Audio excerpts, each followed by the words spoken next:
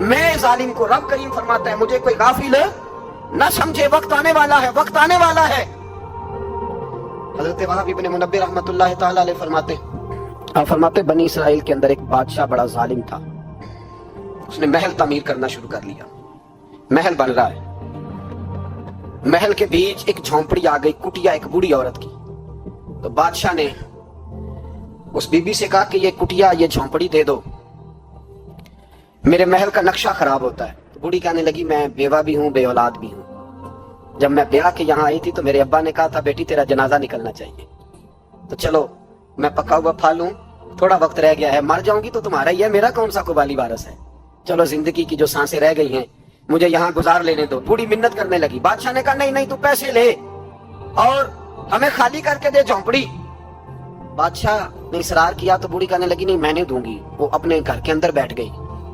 یوں سمجھ لیجئے کہ بلڈوزر تیار کر کے چھپا دیا گیا، 2 4 5 سپاہی کھڑے کر دیے کہ بوڑھی نے ساری زندگی گھر میں تو نہیں نہ بیٹھنا، نکلنا تو ہے نا باہر، جب نکلے نا تو فوراً اس کا مکان گرا دو، 2 4 5 10 مستری اکٹھے لگاؤ، دیوار بنا دو، اس طرح قبضے ہوتے ہیں۔ بوڑھی کچھ دیر تو چمٹی رہی گھر کے ساتھ، پھر اس کو نکلنا بھی تھا، جب اس نے سمجھا کہ امن ہو گیا ہے پھر وہ بوڑھی باہر نکلی، اور جب وہ گئی باہر چند گھنٹوں کے بعد واپس آئی تو جھونپڑی گری ہوئی تھی، گھر کی چھت کے تنکے ہواؤں کے ساتھ بکھرے ہوئے تھے، نیا مکان بن گیا۔ وہاب ابن منبہ علیہ رحمہ فرماتے اس بی بی نے جو دعا مانگی تو عرش فرش ہلنے لگے، زمین کانپنے لگی۔ اس بی بی نے لفظ پتہ کیا ادا کیے، کہنے لگی اے اللہ میں تو موجود نہیں تھی، تو بتا تو کہاں تھا، اللہ میں تو نہیں تھی۔ زینب کی اماں بھی پوچھتی ہے اللہ میں تو نہیں تھی، تو موجود تھا نا۔ عرش کا مالک کہتا میں ہلا دوں گا، ذرا ان علماء کو، مشائخ کو، ان ارباب اقتدار کو دیکھ لینے دو، میری ڈھیل ہے، میں انہیں ہلا دوں گا۔ کہتی اللہ میں تو نہیں تھی، تو کہاں تھا، تو بتا۔ رب کریم نے فرمایا جبریل دوڑ کے جا، دوڑ، اللہ حکم کیا ہے، فرمایا پلٹ دے اس بستی کو، تباہ کر دے ان لوگوں کو جو ظلم پر چپ رہتے، انہیں تباہ کر دے۔ دنیا میں قتیل اس سے منافق نہیں کوئی، دنیا میں قتیل اس سے منافق نہیں کوئی جو ظلم تو سہتا ہے بغاوت نہیں کرتا، اس سے منافق نہیں کوئی۔ منافق بن کے جینا بند کر دو، اب مومن بن کے جینا سیکھو، ان ظالموں کے خلاف بولو۔ میرے عزیز کہتے ہیں تباہ کر دو بستی کو، بستی الٹ دی، گھر تباہ ہو گئے۔ یاد رکھو عرش کا مالک کہتا ہے تو میں دیکھ رہا ہوں، ورنہ کوئی موجود نہ تھا، میں تو تھا نا، میں تو سارا کچھ دیکھ رہا ہوں۔ میں اس بلا تحسبن اللہ غافلا اما یعمل الظالمون، لوگ اللہ کو غافل نہ سمجھیں۔ اور پھر میڈیا چیختا ہے، کہتا ہے جی بڑا ظلم ہوا۔ اس کام میں سب سے زیادہ کردار اس برائی کو پھیلانے میں میڈیا کا ہے۔ میڈیا تو بچوں کو گناہ کے طریقے بتلاتا ہے، اور اب حکومتیں ممتاز قادری کا جنازہ نہ دکھانا ہو تو میڈیا سارا بند ہو جاتا ہے، فیض آباد دھرنے کا ظلم نہ دکھانا ہو تو میڈیا سارا بند ہو جاتا ہے۔ تو گند روکنا چاہے تو گند روک سکتا ہے کہ نہیں روک سکتا؟ یہ پابندی، یہ ٹیکنیکلی زمانہ ہے، اگر یہ بند کرنا چاہیں تو ہر چیز اپنی جگہ پہ بند ہو سکتی ہے کہ نہیں، بولے؟ لیکن ہم تو روئیں گے نا، فیس بک پہ تصویر لگائیں گے زینب کے ساتھ ظلم ہوا، تو تیری تو امام والی دکان پہ گندی فوٹو لگی ہوئی ہے، تیرے تو موبائل میں سارا گند ہے۔ اس گند کی ترویج و اشاعت میں تو میں اور آپ شامل ہوتے جا رہے ہیں، گند تو پروموٹ ہو رہا ہے، اسی سے تو لوگوں کے جذبات ابھرتے ہیں۔ ابا جی کہتے ہیں مجھے اعتبار ہے، مجھے اعتبار ہے بیٹی پہ۔ یہ کیا تماشا ہوا اعتبار کا، یہ کیا بات ہوئی؟ اعتبار کس کو کہتے ہیں؟ حضرت جنید بغدادی رحمۃ اللہ تعالی علیہ، آپ سے کسی نے پوچھا، میں تھوڑے دن پہلے مجھے گجرات یونیورسٹی کے کچھ طالب علموں نے دعوت دی، کچھ اساتذہ نے کہا کہ یہاں سیرت سیمینار ہے آپ آئیں، سیالکوٹ میں جو کیمپس ہے، میں وہاں جب پہنچا تو میں نے کہا یار یہ صرف لڑکے ہونے چاہیے، کہنے لگے اتنے مولوی تقریر کرتے ہیں لڑکیوں میں تو آپ، تو میں نے کہا یار مجھے دکھیا نہیں سمجھ۔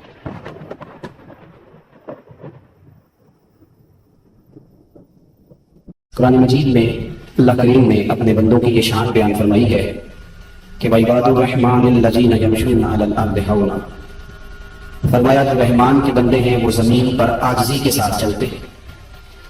وَإِذَا خَاطَبَهُمُ الْجَاهِلُونَ قَالُوا سَلَامًا، اور جب جاہل لوگ سے مخاطب ہوتے ہیں، جب وہ جاہلوں سے بات کرتے ہیں، اور جاہل جب ان سے جھگڑا کرنا چاہتے ہیں تو وہ سلام کر کے گزر جاتے ہیں۔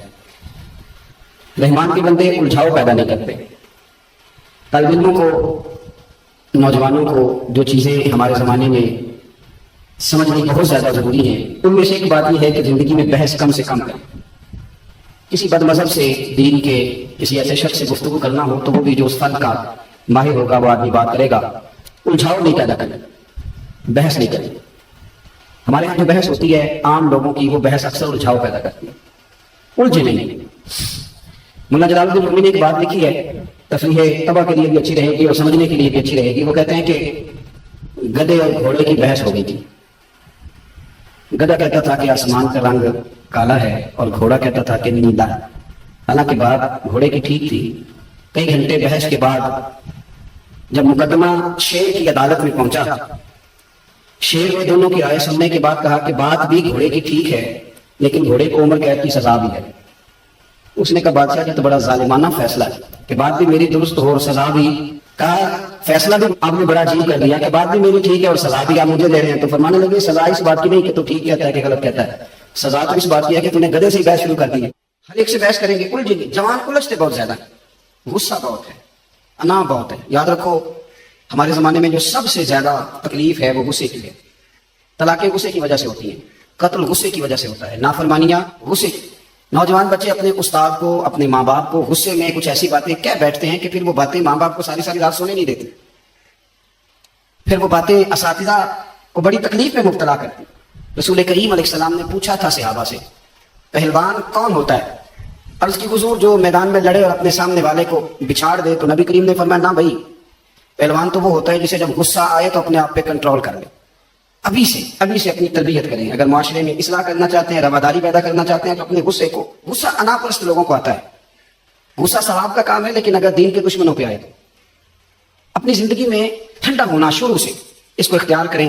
जब बहुत ज्यादा आप में गुस्सा होगा, बहुत ज्यादा आप आदी होंगे, वो हमारे यहाँ बच्चों से प्यार किया जाता है तो बच्चे उसका नाजायज फायदा उठाते हैं, वो लाडले बन जाते हैं। वो समझते हैं कि मेरी अम्मा मेरी हर ख्वाहिश पूरी करती है तो हर शख्स ही ऐसा बन जाए। ऐसा हो नहीं सकता भाई।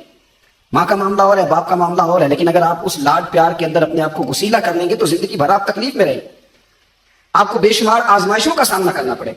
हौसला, दरगुजर, मुआफी। नबी करीम सल्लल्लाहु तआला अलैहि वसल्लम ने जिस चीज के साथ दुनिया को फतह किया उसमें सबसे अहम रोल दरगुजर का है।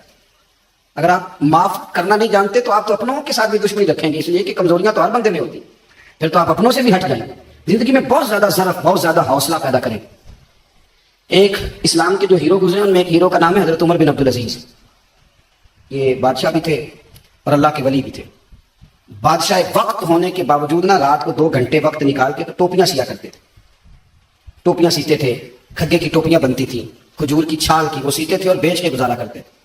3 सिपारे कुरान पाक के रोज पढ़ते थे। कभी कभी इस बात पर बड़ा दुख होता है कि फजर की नमाज के वक्त 6 लोग होते हैं मस्जिद में, और ठीक 1.5 घंटे के बाद जब स्कूल कॉलेज का टाइम होता है तो रस्तों में जगह नहीं मिलती गुजरने के लिए। अगर आपका मुस्तकबिल सबको उठा देता है 7:30 बजे आपका मुस्तकबिल, तो क्या कब्र अशर के लिए आप 1.5 घंटा पहले नहीं उठ सकते? यानी वही सारी कौम जो 1.5 घंटा पहले दरवाजे बंद करके मुकफ्फल सो रही है, वो सारी सड़कों पे, रास्ता ही नहीं मिल रहा।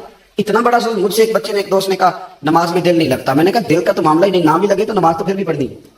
नमाज को दिल लगी का नाम है, नहीं लगता तो न लगे। दवाई खाने में दिल लगता है? चलो ये बताओ स्कूल आने को दिल करता है? आप तो हंसने लगे सारे। कॉलेज जाने को दिल करता है? पेपर देने को देते हो कि छोड़ देते हो? सारा साल मेहनत की, पेपर देने को दिल ही नहीं कर रहा, या तवीज लेने जाते हो, दम कराऊं जी मेरा दिल नहीं कर रहा। अजीब फलसफा है ना साहब। एक दोस्त ने मुझे कहा नमाज में दिल नहीं लगता। मैंने कहा क्या करते हो? कहता मैं बाबडा का मुलाजिम हूं। तो मैंने कहा आपने कभी नहीं कहा कि मेरी तनख्वाह आ गई है बैंक में पर मेरा लेने जाने को दिल नहीं कर रहा, कोई दम कर दें? कभी नहीं आपने कहा, कोई तवीज दे दें। ये झूठ का पलंदा है। ये तो बात है अहमियत की, ये तो अहमियत की बात है। एक दोस्त इसी तरह फरमाने लगे कि पीर साहब मेरा दिल नहीं लगता नमाज में, सुबह नहीं उठा जाता। तो सऊदी अरब में वो काम करते हैं, तो एक रात को मिलने आए, कहने लगे सुबह की फ्लाइट से लौट रहा हूँ, क्या टाइम है? कहने लगा जी सुबह 4 बजे की है। मैंने कहा तेरी तो रह जाएगी, इसलिए कि तेरी तो सवेरे आंख नहीं खुलती, तूने खुद बताया कि फजर नहीं पड़ता। कहने लगा जी मैंने 48,000 की टिकट खरीदी है, मेरी आंख लगनी नहीं सारी रात। तो मैंने कहा साहब असल बात अहमियत की है। अगर 48,000 की अहमियत इतनी है कि वो मिस नहीं होगी, तो अगर पता चल जाए कि नमाज की अहमियत कितनी है, फिर नमाज भी मिस, तो जिंदगी में रवादारी पैदा करें और साथ साथ दरगुजर से काम लें। देखो हजरत उमर बिन अब्दुल अजीज रहमतुल्लाह अलैह बादशाह थे, दरवेश थे। कुछ बादशाहों की लोग इज्जत करते हैं सियासत के लिए, कुछ की कदर करते हैं दिल से, लोग उनका बड़ा इकराम करते थे। तो एक दिन आप रात को गश्त के लिए निकले, 2-3 गार्ड सिपाही आपके साथ थे। उस जमाने में लोग लकड़ी के जूते पहनते थे, और लकड़ी का जूता अगर मोटे ताजे आदमी ने पहना हो, जैसे आजकल ये बाटा के जूते होते हैं बड़े सख्त, तो मेरी तरह का सेहतमंद आदमी पहना हो और किसी के पैर पे पैर रख दे तो सामने वाला बेचारा बड़ा बेहाल हो जाता है।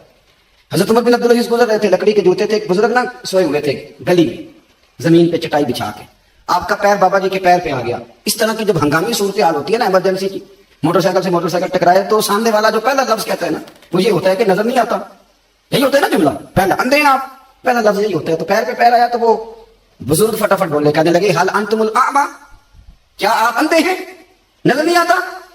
ان کو پتہ نہیں تھا میں بادشاہ کو کہہ رہا ہوں. ویسے یہ جملہ اگر کسی نے ہمیں کہہ دیا تو ہم تو اس کو گالی سمجھیں گے, پھر ہم اسے کہیں گے تو مجھے جانتا ہی نہیں.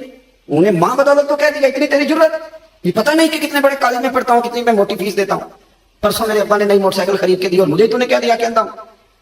حضرت عمر بن عبدالعزیز کو جب کہا نا کہ آپ اندھے ہیں, تو آپ فرمانے لگے نہیں بزرگوں مجھے نظر آتا ہے.